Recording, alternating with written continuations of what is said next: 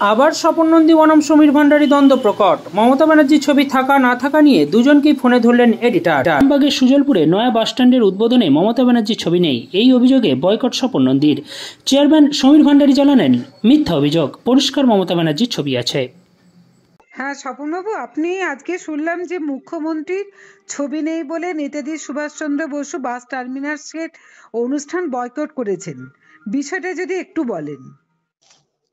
ব্যাপারটা হচ্ছে যে ওই জায়গাটা এক কোমর করে গর্ত ছিল, বুঝলেন তো। ওই পৌরসভা থেকে ওটা ভর্তি করে ওটা মমতা দিদি একদম ডাইরেক্ট দিদিকে বলে বাস টার্মিনালটা, কারণ আরামবাগের তো যানজট হয়, এই জন্যই ফান্ডটাও একদম একভাবে অ্যালটমেন্ট করা হয়েছিল। তখন আপনি ছিলেন চেয়ারম্যান? হ্যাঁ, তখন আমি ছিলাম চেয়ারম্যান। এমনি কাজ সব কাজ হয়ে গেছিল, একটু টুকটাক এই কাজগুলো ছিল, তারপর ভোট পড়ে গেল, উদ্বোধনটা হয়নি। এখন যেটা ব্যাপার হচ্ছে যে মাননীয়, আমরা যে কোনো কাজ, আমি তৃণমূল কংগ্রেস করি তো, এবার আমরা মমতা বন্দ্যোপাধ্যায় অনুপ্রেরণা, এবার মাননীয় তো উনি মুখ্যমন্ত্রী, মুখ্যমন্ত্রী একটা ফ্লেক্স আশা করেছিলাম আর কি, যে উনি যখন এই বাস টার্মিনালটা আরামবাগে করতে সাহায্য করেছে, তা ওনার অন্তত একটা ফ্লেক্স থাকার দরকার ছিল, বুঝলেন তো। যে আমি দেখেছি যে ওনার ফ্লেক্স নাই। মানে আপনি কি গিয়ে চলে এসেছিলেন? আমি ওই নেতাজি রেতে আমি পুষ্পর্ঘ দিয়ে এসেছি। আচ্ছা, কিন্তু মূল অনুষ্ঠানটা বয়কট করেছেন? হ্যাঁ, মূল অনুষ্ঠানটা বয়কট করেছি, কারণ যিনি আরামবাগের জন্য এত কিছু করছেন, রেল থেকে মেডিকেল থেকে বিভিন্ন ডেভেলপমেন্ট, তিনি যখন না, কিন্তু আপনি কি ওই অবস্থাতে ওনাদেরকে বলেছিলেন যে মুখ্যমন্ত্রীর ছবিটা নেই কেন, বা সমস্যা কি, কি ব্যাপারটা হয়েছে, আপনি কি জানতে চেয়েছিলেন? কোনটা? মানে মুখ্যমন্ত্রীর ছবি নেই কেন, এই বিষয়ে কি আপনি জানতে চেয়েছিলেন? আমাকে অনেক মানুষ যারা যে তারা যে মুখ্যমন্ত্রী এটা নাই, আমাকে অনেকেই বলেছে যে একটা ফ্লেক্স অন্তত রাখা দরকার। না, কিন্তু এটা আয়োজক যে বর্তমান পৌরপ্রধান এবং মহকুমা শাসক, এনারা সবাই যেহেতু ওখানে উপস্থিত ছিলেন, আপনি কি ওনাদের কাছে একবারও জানতে চেয়েছিলেন যে কেন নেই? আমি আমি আমি জানিয়েছিলাম। আচ্ছা, আমি যে উদ্বোধন হবে, আমি যেভাবে হোক ওনার কাছে মেসেজ পাঠিয়েছিলাম। আচ্ছা, যে ওনার কাছে বলতে এসডিওর কাছে? হ্যাঁ, এসডিওর কাছে? এসডিও নয়, এটা তো পৌরসভার চেয়ারম্যান। ও, আপনি পৌরসভার চেয়ারম্যানের কাছে মেসেজটা পাঠিয়েছিলেন? হ্যাঁ, যে কারণ আরে মুখ্যমন্ত্রী তো তিনি আমরা যেটা উনি কি বললেন তখন? পৌরসভার চেয়ারম্যান কি বললেন? আরে চেয়ারম্যান তিনি কি বললেন বলতে, এবার আমার খারাপ লেগেছে, আমি চলে এসেছি, বুঝলেন তো। কিন্তু এটাকে নিয়ে অনেকে বলছেন যে অলরেডি আপনার সঙ্গে সমীরবাবুর যে দ্বন্দ্বটা আগে থেকেই ছিল, সেটা আরো প্রকট হয়ে উঠলো। এবং এটার সঙ্গে প্রকট কি আছে? আমার দিদির ছবি নাই, দিদি টাকা দিয়েছে, দিদিকে পার্সোনালি তখন আমি করে টাকা পাঠ করেছি, ওটা হয়েছে।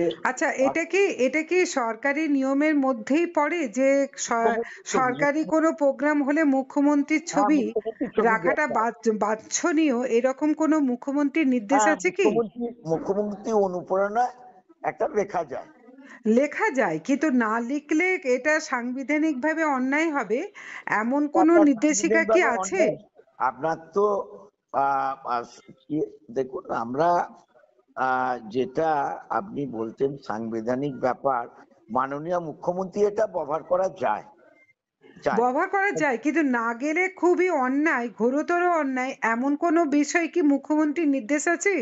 মুখ্যমন্ত্রী কি নির্দেশ আছে? আমার খারাপ লেগেছে। মানে এটা একান্তই আপনার ব্যক্তিগত, তাই তো? ব্যক্তিগত, অনেকেই প্রশ্ন করেছে, অনেককে আমি উত্তর দিতে পারিনি আমি নিজে, কারণ এটাকে নিয়ে, এই বাস স্ট্যান্ডটাকে করা নিয়ে আরামবাগের যানজটে, ওখানে যারা জমি চাষ করে, অনেক কিছু ঝামেলা ঝঞ্ঝট পুড়িয়ে আচ্ছা, আপনি তখন ওটা সুজলপুরটা ভেবেছিলেন কেন, কালীপুরটা ভাবলেন না কেন? কারণ কালীপুর দিয়েই তো 21 নাম্বার, 29 নাম্বার, 30 নাম্বার, 30A ইত্যাদি বহু এবং ভিন রাজ্যের বাস এই রুটটা ব্যবহার করে। সেখানে যানজট তো এখানে আরো বেশি হবে, কারণ বর্ধমান রোডটা হচ্ছে এমনি সংকীর্ণ, রাস্তার অবস্থা খুব খারাপ। তো আপনি সুজলপুরটা চুজ করলেন কেন? আপনি ঠিকই বলেছেন। আপনি জানেন যে ব্রিজ থেকে নামার পর যে জায়গাটা আছে, যেটা আমরা হকার্স কর্নার করেছি, ওইখানটা আমরা মাটি ফেলেছিলাম যে আমরা ওই দিকের বাসগুলো ওই স্ট্যান্ডটা হবে, ওটা আগে থেকেই আমাদের রেজুলেশন হয়েছিল। কালীপুরে ওখানে একটা বাস স্ট্যান্ড, আর একটা আপনার যে সেই যেখানটা একটা লাইব্রেরি মতো আছে, ওখানেও মাটি ফেলেছিলাম। হ্যাঁ, ওখানেও আমরা একটা ওই ট্যাক্সি স্ট্যান্ড বা এগুলো অটো স্ট্যান্ড ওইখানে করব। আর এটা বাস স্ট্যান্ড বলে ওই ব্রিজ থেকে নামতি ওই জায়গাটা আমরা মাটি ফেলেছিলাম। ওইটায়। আর কিন্তু হলো নাটা কেন? হলো না, একসঙ্গে তো সব কাজ করে, মাটি তো ফেলা হয়েছে, একসঙ্গে তো সব কাজ কেন্দ্র টাকা দিচ্ছে না, করছে না। বাস স্ট্যান্ডের জন্য কেন্দ্র টাকা দেবে কেন? বাস স্ট্যান্ডের জন্য তো আপনার পৌরমন্ত্রী টাকা দেবে। আমরা এটা তো আপনার রাজ্যের প্রকল্প। কথাটা শুনুন না, একটা আমরা সুজলপুরে করেছি, একটা দৌলতপুরে বাস স্ট্যান্ড করেছি, একটা আপনার পল্লিশ্রী মোড়ে করেছি, একটা কালীপুরে। ওখানে পল্লিশ্রী মোড়ে বাস স্ট্যান্ড কোথায় করেছেন? পল্লিশ্রী মোড়ে তো এমনি বাস দাঁড়ায়, না বাস স্ট্যান্ড তো না। ওখানে যে জায়গাটা, আর দৌলতপুরে তো এখন আর বাস স্ট্যান্ড নয়, ওটা হচ্ছে বাসের গ্যারেজ, সব সারানো টারানো হয়, বাসগুলো দাঁড়িয়ে থাকে, কিন্তু স্ট্যান্ড তো হয়নি। ওই যেখানটা বলছেন না, ওখানে দেখবেন পল্লিশ্রী মোড়ে একটা ওই যাত্রী সেট করা হলো, ওখানটা মাটি ফেলে ডুবে যেত, তখন দিবাকরে ছিল, জল সৃষ্ট হতো, ওখানটা আমরা মাটি ফেলে বুঝিয়ে ওখানটা একটা বাস স্ট্যান্ডের বিভিন্ন ভাবে বোল্ডার মোরাম দিয়ে আমরা সব করেছি। আপনিও হয়তো খেয়াল করছে না, আপনার দেখে নেবেন একটু। তা একবারই তো নয়, আমরা পরপর করে। মানে আমার খেয়াল পড়ছে না বলছেন, তাই তো? না, হয়তো আপনি বুঝতে পারছি না, মানে আমি এলাকার বাসিন্দা হয়েও আমি রেগুলার এই পথে যাতায়াত করেও বুঝতে পারছি না। না, ব্রিজের সামনে যে মাটিটা ফেলা হয়েছিল, আপনি একটু লক্ষ্য করে দেখবি বুঝতে পারবেন যে ওখানটা মাটি ফেলা হয়েছিল। মানে ফেলা হয়েছে, কিন্তু কাজের কাজ কিছু হয়নি। যাই হোক, আগে তো জায়গাটাকে করতে হবে, তারপর পুলিশ আপনার এর মোড়টা, কালীপুর মোড়টা অত সুন্দর করে। কিন্তু কালীপুর মোড়ের দুদিকে প্রশস্ত জায়গা আছে, সেখানে ইজিলি কামারপুকুর মানে 21, 29 এই বাসগুলোকে স্টে করানো যেতেই পারতো। ওখানে কিচ্ছু করা হয়নি, ওইদিকে শুধু বাস যাতায়াত করে। আমিও এলাকার বাসিন্দা। না, আমি কি বলছি, আমাদের ওই জায়গায় একবারে তো সব করা যায় না, ভবিষ্যতে হবে। ভবিষ্যতে পরপর তো হবে। যে আমি বাস স্ট্যান্ডটা সেই সময় দিদি টাকা দিয়েছিল, হয়েছিল, ইনি সেটাকে ভোট পড়ে গিয়েছিল, করতে পারা যায়, ইনি উদ্বোধন করবেন, পরপর তো হবে। আচ্ছা, ঠিক আছে।